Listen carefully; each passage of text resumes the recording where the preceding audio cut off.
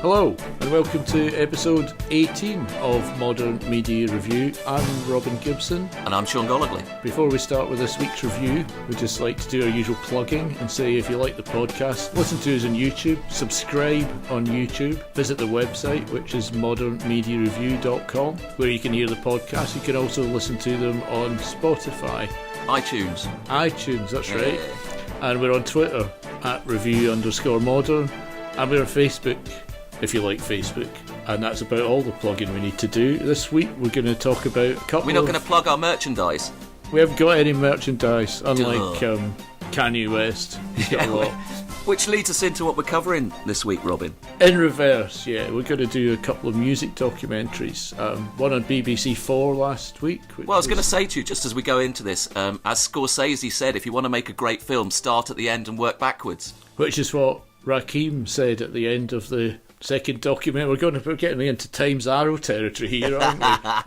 Yes, we're going to talk about John Lee Hooker, Boogeyman, which was on BBC 4, one of their many reasonably admirable music documentaries. And we're going to talk about Word is Bond, which is a slightly different history of hip-hop, which was on Sky Arts the other day. Two of my favourite channels. Yes, I know they are, yeah.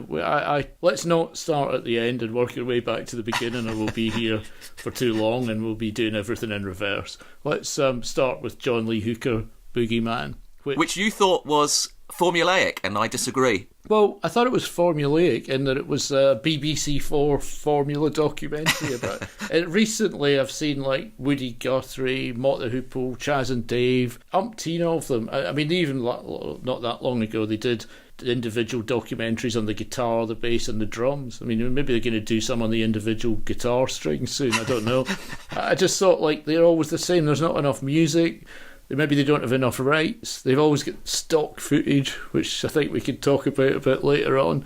And they've always got the kind of same set of talking heads, although John Lee Robin, Hooker. This one was a little bit different because I was expecting the same range of talking heads wearing the same clothes they do in Don Letts wearing the same clothes in about 20 different documentaries, you know. It's the same clip. There's no way they could shovel Don Letts into this one talking about sound systems. It just wasn't going to be able to squeak in. But they did have the ultimate rock journal talking head on it, Charles Shaar Murray. In fairness to them, they had different stock footage of various parts of sort of like Mississippi and Missouri, which I thought was quite good. They had Keith Richards on, who doesn't normally sort of turn up for these outings. That's what he bloody does. He turns up in these blues ones. He always does. I'm sorry if I'm a bit throaty, by the way. I was trying to practice the Keith Richards laugh, but I haven't managed to get it right. You've blown your voice doing it, Robin. You could virtually run through a checklist for these sort of documentaries, and I wrote some down, right, from the beginning. Cotton Fields? Quote, he's the essence of black American music, check, because they say that about all sorts of people. Born in Mississippi, but no one knows exactly what date he was born on. I do like that. That always appeals to me. Pictures of people farming pigs and cows and cotton picking. Sort of authenticity, check. Old film of Son House, check. Growing up in church, father was a minister and a sharecropper. Even better, right? John Lee Hooker's son, John Lee Hooker Jr. is a preacher. To also be a preacher. Which I like. Preacher and son, it said, didn't it? And then Charles Shaar Murray pops up, you know. Oh yes, Dad thought the devil lived in a guitar case. Classic mixture of the sacred and the profane. Check. I like that. That's a cliche. Then Keith comes on, telling you how he played some funny open tunings. He always says that. Well, Keith also likes playing some funny open tunings. Yeah, because he copied them. Like some cats like doing that, man. Yeah, some cats, yeah. Probably some chicks nowadays as well. Well, Keith did say that when he was talking about John Lee Hooker. He said, he brought his own satin sheets to every hotel room, and there's one time he's in there with two chicks in bed with him, man, pretending he's playing guitar, you know. It's like, teaching them the guitar. Yeah, teaching them the guitar, which I thought was great. I mean, when they talk about, because we're going to get on to Word is Bond in a bit, and one of the criticisms of hip-hop and rap is that it's misogynistic and all the rest of it, but not like Iron Maiden or something like that. No. Well, you know, or Keith going on about chicks in bed, man, you know, and Eric Burdon going, hey, when I'm talking about rocking you all night, I'm not talking about rocking you in my arms like a baby, I'm talking about bringing the walls down, man. And shagging some dame. And then after that, They've got some old producer on actually showing you how they play the music with an acoustic guitar. Always extremely boring, that. Well, Robin, I'm a bit into... I also like, apart from watching Sky Arts and BBC Four, I also... shows you what I do with my day. I also like watching Wheeler Dealers, where they actually take engines apart, and I find that sort of stuff quite interesting. What? So, well, I do like the idea that John Lee Hooker played on the upstroke rather than the downstroke. Sorry, mate, I find that's like explaining to me how Hemingway used his typewriter. I don't really care, you know. What I care about is what it sounds like. Okay. Then they get on to part 2, right? Unskilled jobs, headed to Detroit, like, you know, the industrial north. Then you have pictures of jumping jive joints, which absolutely nothing to do with the sort of blues John Lee Hooker played. Urbanisation. And then they start talking about race records and black people as consumers and blah, blah, blah. I appreciate that they're ticking a lot of boxes. However, there is an interesting sort of social, historical aspect to this, is that... Well, don't we know it? Well, yeah. I've heard it about 20 times. But the point is that it was sort of immigrants within the same country not really being immigrants. It's that move from, you know, an agricultural background into an industrial setting, and people listening to music harkening back. You know, it's a little bit like people moving across, you know, from overseas, playing music that reminds them of home a little bit. So I thought that aspect of it was quite interesting, you know. But I've heard it all before. And then you get the urban blues, don't you, with a clip of Muddy Waters playing Hoochie Coochie Man. Then you find out that no one get any royalties. Check. I reckon they should have brought in the guy from League of Gentlemen, Les McQueen. He could just have said it's a shit business, really, and that would have summed it all up. Or the guy from the Far Show going, hardest job in the world, music, hardest job in the world. And then we get the move to Europe, you know, and then you see the classic clips of the white audience sitting down looking a bit square and dancing really badly, you know. I thought the most interesting bit about when they came to Europe, Van Morrison popped up and you made an interesting comparison to, you know, that I'd grown up in poverty-stricken working class Belfast, and he identified with the music, and I kind of buy that from him, I think. And also, Van Morrison, not renowned as a talking head on these sort of like BBC Four shows, so I think that was pretty good to get that. But also Eric Burdon the same, you know, a guy from, you know, northeast working class background who could relate to that. And it is pretty stark music, the blues, you know. I mean, I can't admit to being a fan, but you know, it's pretty stark and stripped down and bare, and it has that feeling of sort of like a bit like the sort of like electronic music that came out of Sheffield in the 80s, you know. What, you mean like Warp Records?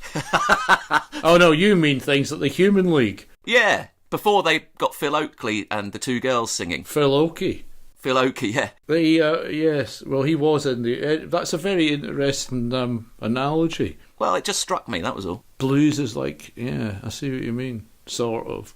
Well, it's got a hard sort of like edge to it. I mean, the antithesis of that is the sort of like wallowing in your emotions country music. But that was from a hard background as well. Yeah. I know, but a totally different take on it. You know, my mum, as Billy Connolly used to sing, my mother was a cripple in Nashville, you know. Was there even enough of John Lee Hooker's music in the film? I'm not convinced there was. They just went through all the appropriate chapters for a story like this, ending up with the final part of the list is when there's a revival. He's in it. You know, he's probably had to sell his cutlery or something to make ends meet, and you know, he's on Skid Row, and then suddenly CDs. A lot of this is to do with CDs. CDs come out, and all this music gets reissued, and then he has a revival, and he records with all these people like Carlos Santana and Bonnie Raitt and loads of famous people, and he makes a massive album called The Healer. He's got loads of money, and it's all very good if it's the first time you've heard the story. It just reminds me that, you know, the more things change, the more they stay the same. In that this is true of, like, say, like someone like Johnny Cash, who went through a hiatus in the sort of like 70s and early 80s, and then with those American recordings made a massive comeback with these covers like Hurt and things like that. I thought the interesting thing about the importation of black American blues into Britain in the 60s was that this then became exported back to the sort of like folk scene and the festivals of the 60s, whereas black kids were actually moving on to Motown, Stax, soul music. You know, the whole Black Power movement was taking over in the consciousness of young people, when this black music that was basically old hat to a lot of these kids was making a huge impact in, you know, the culture of the world, you know, a culture type thing. Do you know what I Well, mean? European culture, yeah. Yeah. But the thing is, that's actually, there's a good point there, because one of his daughters said in Europe he wasn't just this old black man. He was just John Lee Hooker. He didn't encounter the racism he found in the States. Whereas Charles Shaar Murray, who's sort of like is stuck in some kind of limbo, right, of when the blues made rock and roll, he's totally unhappy. He's been moaning the fact that, young black audiences in America were somewhere else entirely. Well, of course they were, because they're not just going to keep listening to old guys in hats from the 50s, are they? And then he actually even said at one point about the scene in the 70s where everything was going to pot, in his view. He's saying even soul music was beginning to lose ground to disco. I mean, shame, how dare they? Well, this is the thing about music, is that it does change. I mean, otherwise we'd all be listening to the Ink Spots from the 1940s, and you can't just keep things the same all the time. And this is an interesting segue, I think, Robin, into Word is Bond, which was about lyrics and English and the power of language, which I think both you and I purport to be wordsmiths, really. So many people. Speak for yourself, mate. Yeah, well, possibly. But the whole thing about a lot of people's views is that language can't change. This is why we have style books in journalism, and everything should be cut and dried, and there's a specific way to do things. Like the word literally now can literally mean anything. Well, it could mean either. Of course, do you know what I mean? Can. So that's because it does. Because the use has changed the meaning. Well, exactly. So things have to change. It's in the nature of everything. And this was just the point that I thought was interesting about Word is Bond. A different perspective, really. Yeah, because it was a hip-hop documentary that had elements of history in it, but really it was talking about the lyricism of hip-hop and rap. It didn't attempt to be a linear, chronological, the sort of thing BBC 4 would do, story of rap, where it starts in the Bronx with people breakdancing, and do you know what I mean? It would just spraying subway trains. And they'd show you a clip of Blondie doing Rapture, which is one of their, like Don Letts is one of their all-purpose things, because that clip also fits into punk and any sort of New York music documentary as well. Anyway, I was looking at Internet Movie Database, and not an easy thing to say that. No. And it says Word is Bond explores the many dimensions of hip-hop poetics, which sounds a wee bit pretentious, but that's what they were trying to do, was look at the lyrical side of it.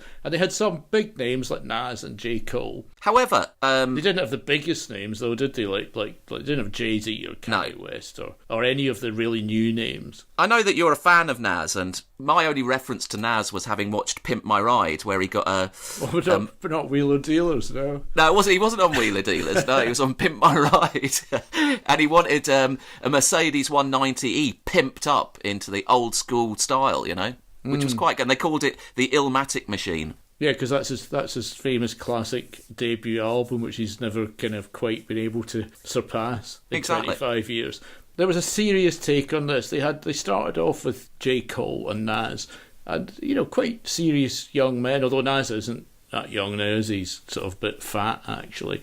And I quite like the way no fat shaming on this show, mate. No, but if you look at all the folk who were talking in this, the stuff they were saying was really... Hang on a minute. Were you one of those stewards at the London Marathon who was shouting at fat people, going, if you'd done a bit more training, your T-shirt would have fitted? Yeah, I like to go to Nas gigs and shout, talk, fat boy, talk. And the things they were saying I thought was really interesting, because, the film was a bit... Would you say it was a bit worthy, a bit earnest? They slightly overreached ambition-wise. But it was a nice break from the template, to be honest. And from the linear time of BBC 4 documentaries. And I liked also the fact that it was a concentration on the lyrics as an art form, really, and also how hip-hop, rap, the whole culture is oral, which also linked back into the John Lee Hooker thing about not being able to read and write, do you know what I mean? Yeah, exactly. Although these guys can read and write. I say these guys because... It was a bit thin on the ground woman-wise, wasn't it? Women-wise, they had Rhapsody, who's been around for a long time. And I mean, given that it's a new film, I was a bit surprised that they didn't have a bit more of that. But again, they were taking it seriously, and maybe they didn't think Nicki Minaj or Cardi B really suited the purpose. I think they would have, but maybe they didn't. I made a couple of notes about what people said, and Pusha T was talking about cadences. J. Cole talked about foreshadowing. LP from Run the Jewels was talking about language and metaphor and comedy, and his colleague Killer Mike was referring to Chaucer and Twain. You don't get Liam Gallagher talking about this sort of thing, do you? Not publicly, but I'm sure at home, in a quiet moment, in more reflective moments, possibly he does. These guys, I think they were trying to reach out of it and looking at an art form. Basically, they were saying that Bob Dylan is revered because of his poetic lyrics, whereas... Which no one understands. No, I don't, certainly. But then I don't understand James Joyce either. I don't know if I'm a Philistine or whether I just find it boring. I don't think you're meant to understand either of those. You just take it as it comes and let it sort of soak in. I thought the film was a bit long, but I think at its best it was really good. But it took this geographical point, didn't it, where it jumped around from city to city, and it was all a bit fast cut, that aspect of it. Then they basically got to, I've forgotten where they were, but they were when they got on to Tech Nine, who's hardly the biggest name in the world, although he's quite a big rapper. They suddenly burst. It was a bit like Britain's favourite sweets when they did a big piece on the Swizzles factory. They suddenly started showing you how he owned this car wash. He said, "This is my car wash," and people come from miles around. It's top notch, and his merchandise. And then they went into the warehouse, which is just full of merchandise, which he was shamelessly promoting. Yeah, there was a couple of chunks that they lost the plot, and it looked a bit like product placement, even though Tech Nine actually did show you how to rap by taking breaths, and he was absolutely brilliant. There was a couple of segments like that, and there was a couple of, like, one bit it said, it had a big caption on the screen saying 1986 crack, and you thought, oh, they're going to get into the influence of crack on the scene, and then it just didn't say anything about it. Nothing happened. And they did have a couple of those old sort of BBC Four style, like when they went to Detroit, they pointlessly showed you a shot of the old Motown building. Yeah. There was another similarity, which I quite liked between the two documentaries, and shows you how difficult it is sometimes to be different. Is that, do you remember when Canned Heat and John Lee Hooker were recording the album in, 71? I can't remember the name of it. Hooker and Heat. Yeah. Well, when they were talking about punch recording on Word is Bond, it was that idea of just spitting it straight out, no breaks, no overdubbing. And I like the whole idea of just playing it, and, it was organic, really, in that respect, because especially with things like, well, we're working on Audacity, and you can cut and paste and put things in and all the rest of it. And I like the idea. We never do that. Well, we never do that because we don't need to. We're professionals, mate. Yeah, it's all one take here, mate. And I just like that idea about the similarity about getting it out there and feeling it. Yeah, no, I think it was good on the whole. I doubt if many people would think about comparing rap to John Lee Hooker with Canned Heat. But the one bit I thought was quite funny was when they got into the discussion about ghostwriting, because recently, I don't know how big a Drake fan you are, Sean, but massive. Yeah, they've there's been a lot of hoo-ha over the past couple of years about whether Drake writes his own raps or not. And like Big Daddy Kane, who was one of the real old school guys they had on, he don't like ghostwriters, did he? But the modern people didn't seem too bothered. And there was a great quote I didn't have a problem with this at all, Robin, because for me, people sing other people's songs or use other people's stuff and all the rest of it, and as long as you're getting credited, I don't see the problem. And this thing, again, reminded me of the sampling thing, where the Stones were massive fans of John Lee Hooker and, Howlin' Wolf and Muddy Waters and all the rest of it, and credited them, whereas Led Zeppelin, they must have been the first samplers in history, because they basically just took all those sort of like old blues themes and claimed them as their own. Yes, well, they did for a while, didn't they, until they got rumbled. Yeah. At least the Stones took those guys on tour with them and gave them songwriting credit. Yeah. But the thing about this is, I just looked up a Drake track from his last album, Scorpion, and the track Mob Ties. It's got 12 writers credited. So who's saying who wrote what? I appreciate there's a sort of like thing about authenticity, because the whole thing that they were underlining, so many of these guys, was that this is me, this is my feeling, I'm putting it out there and all the rest of it. So how it sounds fake if my words are coming out of somebody else's mouth. Do you know what I mean? Oh yeah, I mean, if you want to take the very serious young man J. Cole, he said, you're in the zone, it's not really you speaking, it's you speaking, but it's the real you, the non-ego you. The soul you. Which I thought was brilliant. The you that's connected to God. Absolutely, I couldn't agree more. See, you don't get Keith Richards saying that either. No, he'd be on about some cat man who came around and, with some chicks. The documentary was missing Keith, obviously, because If you read his autobiography, you'll find out that he thinks he is black. Well, isn't he? No, but he thinks he is.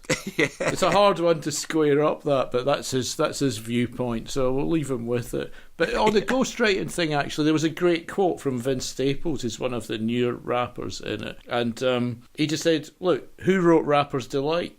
Not the fuckers rapping it. So who cares? I thought, yeah, exactly. Yeah, I didn't have a problem with that. I thought they were being a bit precious about the whole thing. I understand where they're coming from, but, really? Yeah, exactly. But on the whole, I thought it was very good. Absolutely. I think it was a nice attempt to do something differently, and also to give the whole hip-hop culture a much-needed sort of like tilt towards, well, not within the movement itself or the culture itself, but for somebody like me, that there is an art to this and all the rest of it, and give it some kudos that's been sadly lacking in mainstream media, I think. Well, on the rock scene, what they used to say is it's not really music at all. It's just people.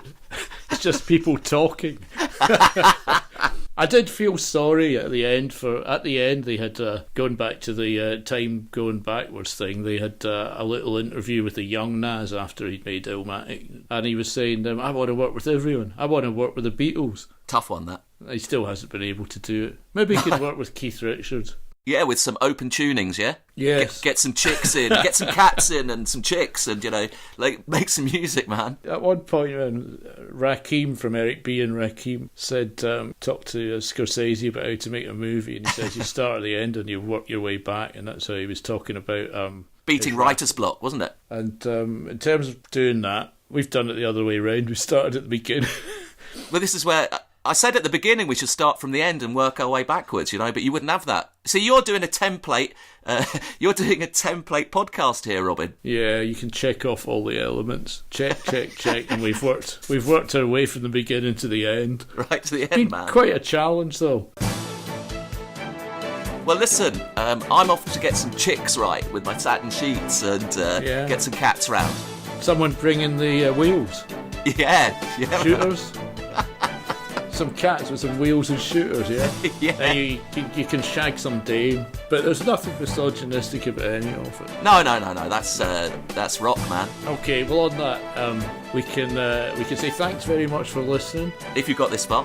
If you got this far, which I'm sure you have, and we'll be back next week with something different. Something different, just like this week. Yeah. And for the time being, cheerio, and thanks for listening. Goodbye.